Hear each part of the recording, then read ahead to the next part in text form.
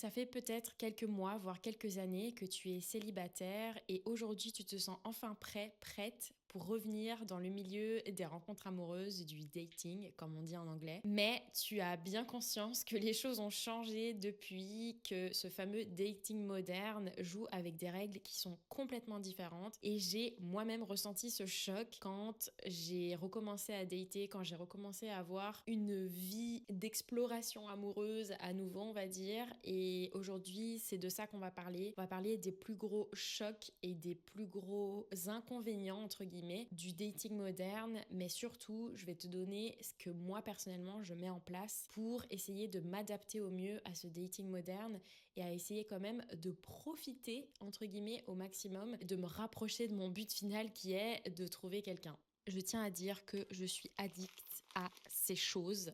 Je ne sais pas si vous les avez en France, mais c'est délicieux. Haribo, si vous souhaitez être partenaire de cette chaîne, n'hésitez pas à me contacter, vraiment.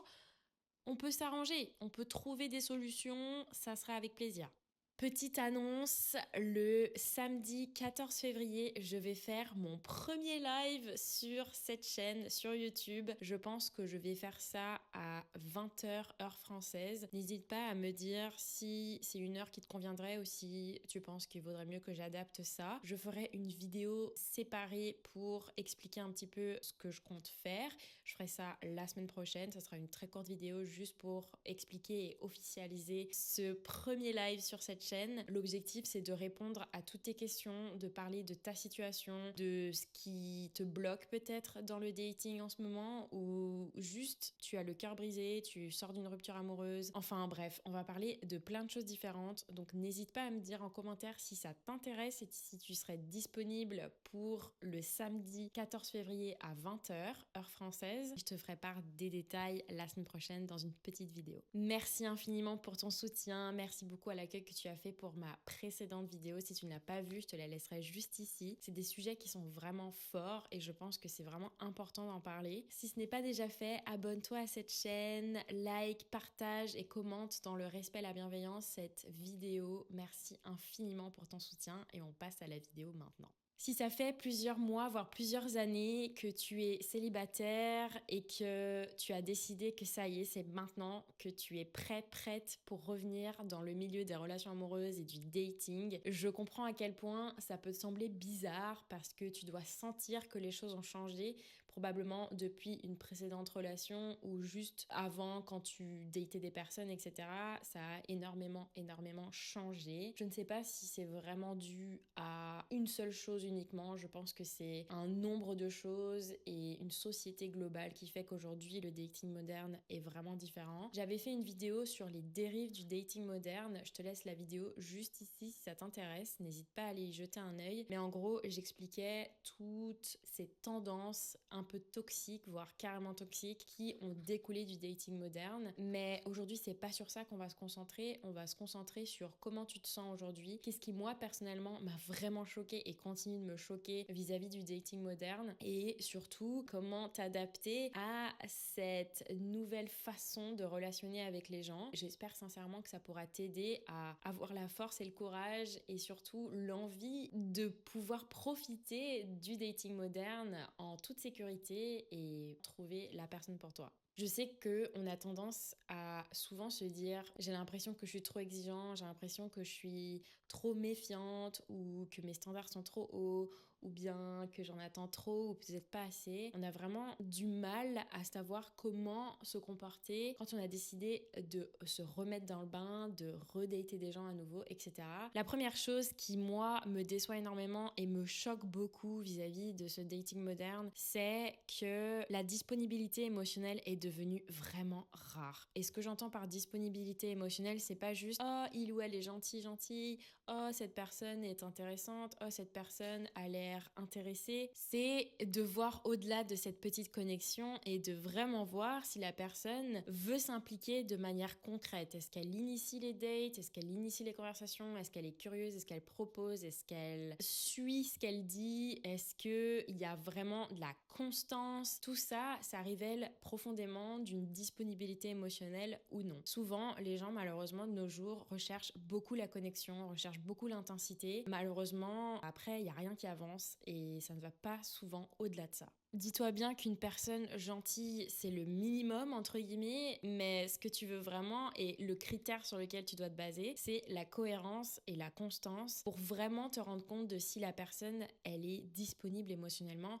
si vraiment elle est prête pour se remettre en selle, entre guillemets, et que vous recherchez les mêmes choses.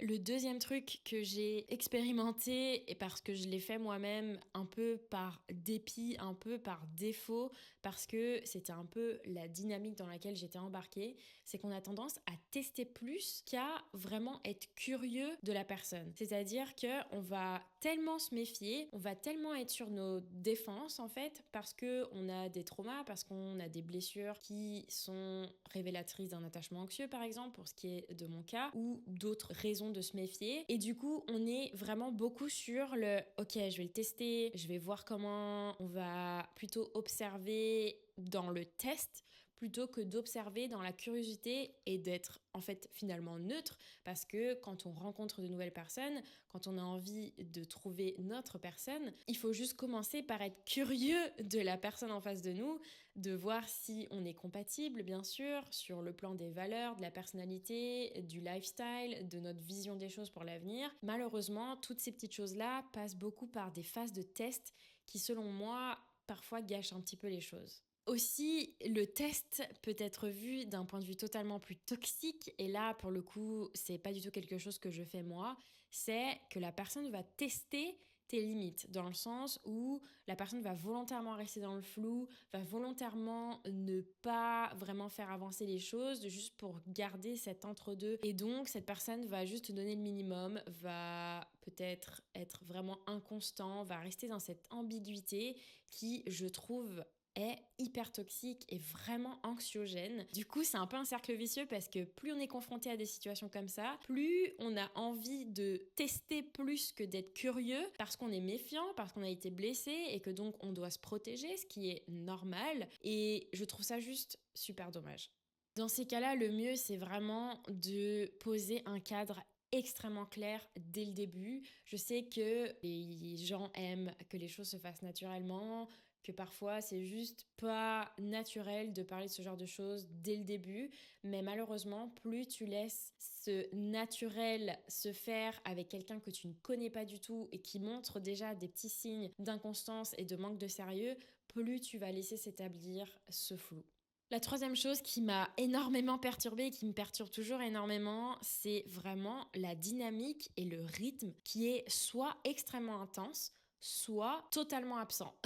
C'est vraiment, il n'y a pas d'entre-deux, quoi. C'est, personnellement, je me suis retrouvée face à des mecs qui étaient extrêmement intenses dès le début, qui parlaient énormément par message, qui voulaient tout le temps qu'on se voit sur un laps de temps très court. Par exemple, je sais pas moi, les 2 premières semaines, c'était vraiment super, super intense. Et puis après, plus rien. Il n'y a pas vraiment de dynamique, il n'y a pas de mise à nu, de vulnérabilité. C'est vraiment l'un ou l'autre. Et je trouve ça très dommage parce que soit on a tendance à se faire aspirer, comme c'est le cas du love bombing, où quelqu'un va être extrêmement intense avec nous, ou alors au contraire, on va complètement se sentir déconnecté de la personne, alors que pourtant, on peut avoir de l'intérêt mutuel, mais il n'y a jamais de vulnérabilité et la personne reste vraiment dans sa coquille, et je trouve ça vraiment dommage.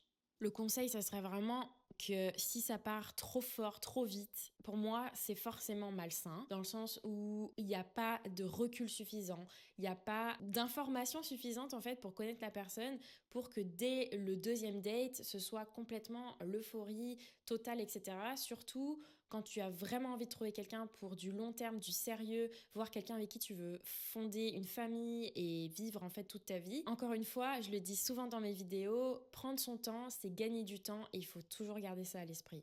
L'autre choc que j'ai pu ressentir, et ça tu t'en doutes fortement parce que j'ai fait une vidéo sur le sujet que je vais te laisser juste ici, c'est les applications de rencontres et la gamification, la façon dont on a de jouer avec le désir et cette consommation de profils, cette consommation de personnes comme si c'était juste un jeu et qu'on n'avait pas en face de nous des vrais humains. Il y a vraiment cette impression qu'on est en compétition perpétuelle, qu'on doit performer, qu'on doit être meilleur que les autres, que notre profil doit être vraiment parfait, hyper séduisant, hyper attractif. Il y a vraiment cet état d'esprit de il faut que je convainque, il faut que je sois meilleur que les autres, il faut que j'arrive à attirer l'attention plus que les autres. Et ça, quand on a un attachement anxieux, comme tu le sais, ça peut être dévastateur, vraiment.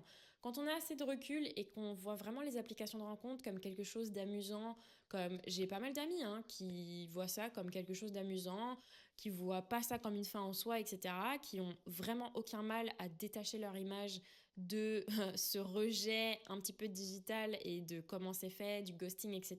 C'est très bien si jamais tu arrives à gérer ça, mais il faut être honnête et quand on cherche vraiment quelque chose de sérieux et qu'on a des valeurs qui sont très ancrées et qu'on peut avoir un petit peu d'anxiété vis-à-vis du dating, les apps, parfois, ça peut être compliqué à gérer.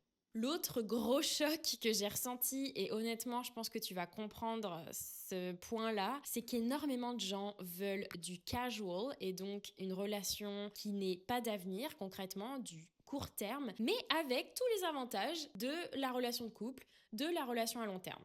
Et moi, ça, je suis là, mais tu veux le beurre et l'argent du beurre et même plus, si je ne m'abuse. Et ça, vraiment, je trouve ça agaçant parce que c'est pas comme ça que ça marche. Si tu veux avoir accès à des niveaux d'intimité avec moi, des conversations, des gestes, des moments passés de très bonne qualité, mais qu'en même temps, tu veux garder les choses casual et donc vraiment à court terme et pas sérieuses, on parle pas de couple, de quoi que ce soit, de s'engager, se dire exclusif, etc., etc., bah non, ça marche pas comme ça en fait. C'est trop facile. Et ça m'agace et j'ai vécu ça avec vraiment beaucoup de mecs ces dernières années. Je trouve ça extrêmement dommage parce que on fait semblant d'avoir quelque part ce qu'on aimerait avoir, mais comme on n'a pas les balls pour soutenir et supporter et s'engager et être exclusif, etc., et envisager quelque chose de vraiment sérieux, parfois ça révèle de la grosse immaturité de la personne en face de toi et aussi, comme on l'a dit précédemment, de l'indisponibilité émotionnelle. C'est hyper répandu et ça, c'est hyper agaçant. Vraiment, le mieux ici, c'est de clarifier ses intentions dès le départ et de pas laisser s'installer ce type de climat entre toi et cette personne. C'est vraiment de dire non. Moi, ce genre de situation, ça ne me convient pas. Si jamais tu ne veux pas aller plus loin, que tu ne veux pas une relation, etc., etc., eh bien, tu coupes les vannes de se montrer vulnérable, d'être intime, tout ce qui concerne les avantages d'être en couple sans l'être, en fait, finalement. Le dernier truc qui me dérange énormément, mais en même temps, c'est un système de protection et je suis quand même tout à fait contente de ressentir ça. Je ne vais pour rien au monde essayer de changer ça. C'est cette espèce de méfiance de garder mes standards tels qu'ils sont et qu'ils soient considérés comme élevés par les autres parce que la qualité du dating aujourd'hui, la qualité de ce qu'on peut trouver dans les intentions des gens, etc., a tellement drastiquement baissé que du coup, avoir des limites basiques comme ne pas accepter les demi-efforts, ne pas accepter l'inconstance, ne pas accepter l'insécurité que la personne nous procure, le manque de communication, etc. Toutes ces choses-là sont considérées comme des hauts standards et pourtant, non, c'est juste le minimum pour moi et de se tenir à ce seuil de tolérance qui peut paraître vraiment très bas, à savoir qu'on tolère quasiment plus rien. Tu sais ce que tu veux, tu sais ce que tu mérites, tu sais comment avoir et comment parvenir à ce que tu veux et à ce que tu mérites. Et malheureusement, oui, ça veut dire même pas envisager une seule seconde de diminuer ses besoins, de diminuer ses limites, juste pour s'adapter au marché qui est devenu extrêmement versatile, très incohérent, émotionnellement complètement désorganisé et immature. De ce que je viens de te présenter là, il y a donc 5 règles vraiment super importantes que tu dois retenir de tout ce que je viens de dire et qui vont vraiment t'aider à t'adapter à ce dating moderne. La première, c'est vraiment de poser un cadre dès le départ, de dire tes intentions, de les communiquer haut et fort, d'être vraiment très honnête avec ça, de trouver la meilleure façon de le dire bien sûr, mais je dirais dès le premier date, voire à la limite le deuxième date, mais il faut que ça soit dit très très très très rapidement. Tu dates avec un cadre et tu ne dates pas avec de l'espoir ou l'idée que ça pourrait devenir, que sais-je, et de vivre encore dans ce fantasme. Tu ne te racontes pas d'histoire et tu ne te fais pas des films tant qu'il n'y a pas une certaine régularité du minimum. La deuxième règle, c'est que tu évalues la cohérence, la constance et pas le potentiel. Je sais à quel point c'est difficile de voir quelqu'un, de se dire waouh, cette personne pourrait être la personne pour moi, il y a tellement de potentiel, on est tellement similaires sur plein de choses, etc., etc. Tu ne connais pas cette personne, tu dois prendre le temps de la découvrir, tu dois prendre le temps d'être curieux à son propos. Si vous êtes réellement compatibles sur les valeurs, le mode de vie, la vision du couple, et c'est sur ça que tu dois vraiment te baser. Et ce potentiel de fantasme ne doit pas être la chose qui te fait garder ton cap. La troisième règle, c'est de toujours revenir à ton corps quand tu sens que tu suranalyses une situation, quand tu sens que tu repenses trop, que tu rumines trop vis-à-vis d'une situation et que tu te dis « Ah, mais est-ce que, en fait, j'aurais pu, nanana, est-ce que j'ai mal compris, bidule ?» Reviens à ton corps, reviens à l'essentiel et à une question extrêmement simple de est-ce que je ressens de la paix actuellement? Est-ce que cette personne me fait me sentir en sécurité de manière paisible et c'est juste moi qui commence à m'imaginer des trucs parce que c'est un retour au dating, etc. qui me rend anxieuse? Ou est-ce qu'il y a vraiment des faits très concrets? Mais vraiment là, il faut aller droit au but, droit à l'essentiel, droit à la réalité de pourquoi je me sens comme ça? Est-ce que je me sens bien? Est-ce que je me sens mal? Est-ce que je me pose trop de questions à son propos, etc. Ça doit être un signal très fort et pour ça, il faut vraiment écouter ton corps et revenir à la base. La quatrième règle, on l'a déjà un petit peu évoquée, c'est plus tôt tu poses une règle, plus tôt tu vas pouvoir te rendre compte de si la personne a, entre guillemets, l'estomac et est prêt à les épaules pour pouvoir envisager quelque chose avec toi par la suite. Tu peux poser une limite très calmement. J'avais déjà évoqué ce sujet-là dans une autre vidéo, je te la mettrai juste ici, où j'avais posé une limite avec un mec qui avait manqué cruellement de communication. Et moi, c'est quelque chose dont j'ai extrêmement besoin, qu'on communique vraiment, qu'on se dise les choses, même sur des petits détails ou des choses vraiment purement logistiques. Il n'avait pas du tout fait ça, donc je lui avais clairement dit « moi ça me convient pas ». Et si la personne s'en va, c'est une bonne chose. Dis-toi bien que ton but ici, ce n'est pas de retenir une personne, ce n'est pas de faire en sorte que cette personne ne s'en aille pas, de ne pas perdre cette personne, etc. Non, si c'est ta peur, c'est que tu essayes de combler un vide et c'est que tu dates pour les mauvaises raisons. Si tu veux vraiment dater avec intention de trouver quelqu'un, la bonne personne pour toi, etc., le fait que poser des limites, ça fasse fuir des gens, c'est exactement ce que tu veux. Et la dernière et cinquième règle, je te l'ai déjà dit 1 milliard de fois, mais je te le redis parce que c'est vraiment super important, c'est d'avoir ta vie à toi, de remplir ta vie à toi, de faire des choses qui t'accomplissent toi et de toujours voir les choses de ton point de vue, de ton prisme, parce que tu vis dans ton propre corps, tu vis dans ta propre vie, tu dois faire les choses qui sont bonnes pour toi, qui sont saines pour toi. Ça veut dire